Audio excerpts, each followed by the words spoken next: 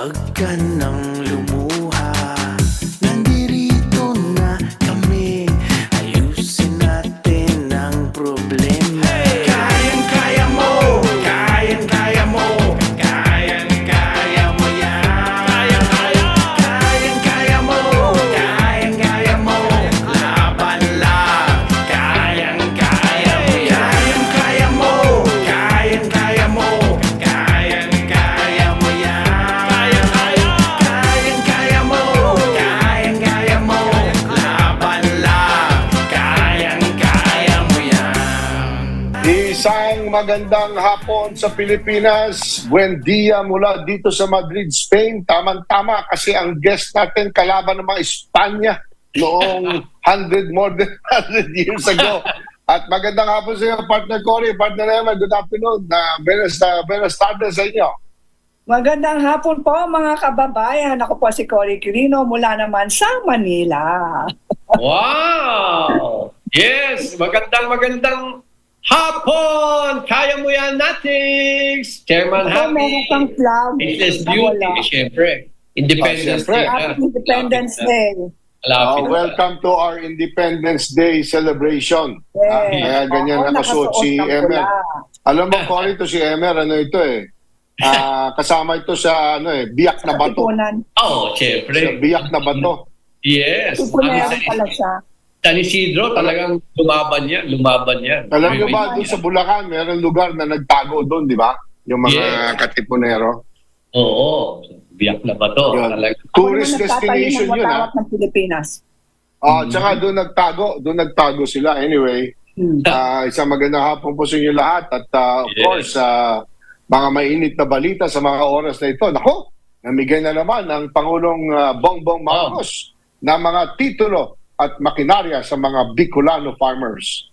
Uy. Ayon sa Department of Agrarian Reform, sa ilalim ng whole government effort para lalong gumanda ang buhay ng mga farmers at mga fisher folks, 1,965 Bicolano Agrarian Reform beneficiaries ay nakatanggap ng mga land titles directly mula kay Pangulong Bongbong Marcos and Department of Agrarian Reform Secretary Conrad Estrella III noong nakalipas na June 7, 2024 sa Fuerte Sports Complex, Pili, Camarines Sur. Yan.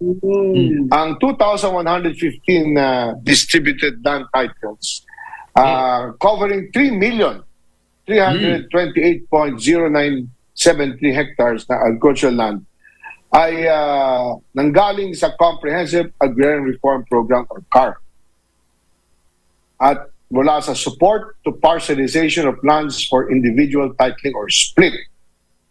Ang project ng ARBs across the province of Albay, Camarines Norte, Camarines Sur, Catanduanes, Masbate, and Sorsogon. Wow! Sa kanyang pangatlong bisita sa Region 5, sinabi ni Pangulong Bongbong Marcos sa kanyang talumpati ng administrasyon niya ay committed sa pagbilis at mabilis na pagdistribution ng land titles sa mga agrarian reform beneficiaries para mapalakas ang mga magsasaka at gumanda ang food security ng Pilipinas. Sinabi niya, magsisilbing tulay ang Certificates of Land Ownership Award at ang e-titles na ito tungo sa marami pang oportunidad.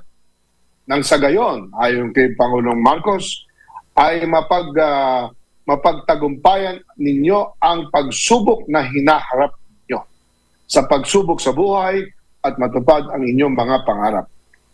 Binanggit naman ni Secretary Conrad Estrella III na ang convergence ng government effort o pagsasama ng government effort at serbisyo para mapabilis at mapaganda ang buhay ng mga Bicolano at ng reyon ng Bicol Region. Kasama rin sa naganap na distribution ng mga land titles ay ang DSWD Secretary Rex Gatchalian, Agriculture Secretary Francis Chu Laurel, Kiko Laurel, Department of Interior and Local Government Secretary Benjamin C. Abalos Jr., at mga representatives mula sa DNR, Department of Science and Technology, para ma-turn over din ang services sa farmers at fisher folks ng Bicol Region.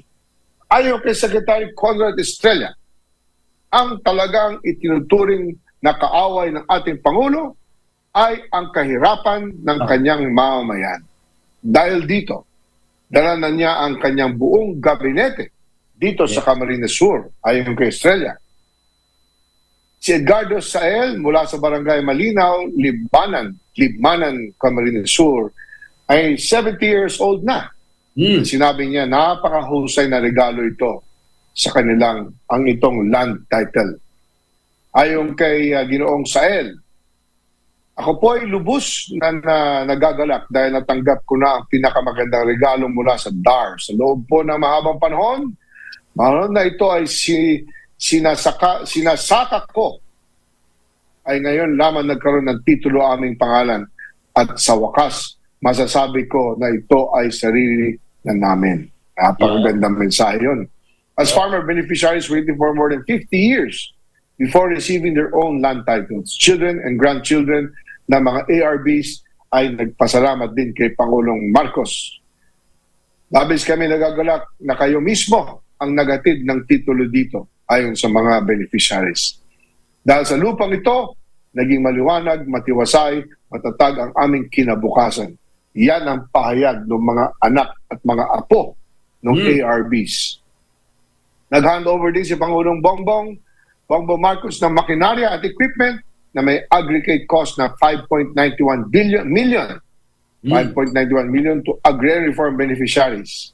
Kasama dyan ang polisher, 35 horsepower harvester, comb sheller, feed mixer, hammer mill, motorized hauler, four-wheel drive tractor, hand tractor at palay thresher.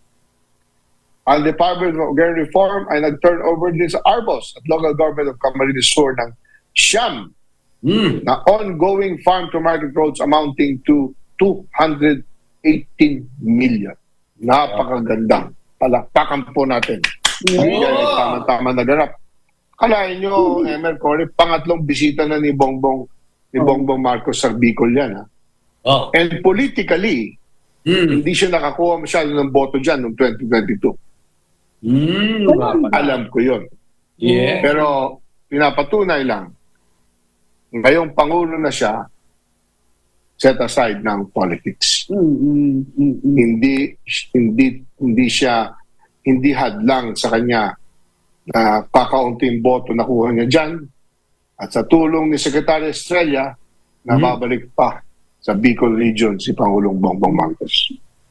Yan. Nagwagi ang mga magsasaka. Yes. Okay, so oras natin, nako, 10:15 in the morning dito sa Madrid, Spain, pero 4:15 na dyan. Yes. Magbe-break muna kami ni kasamang Cory at ni Emer.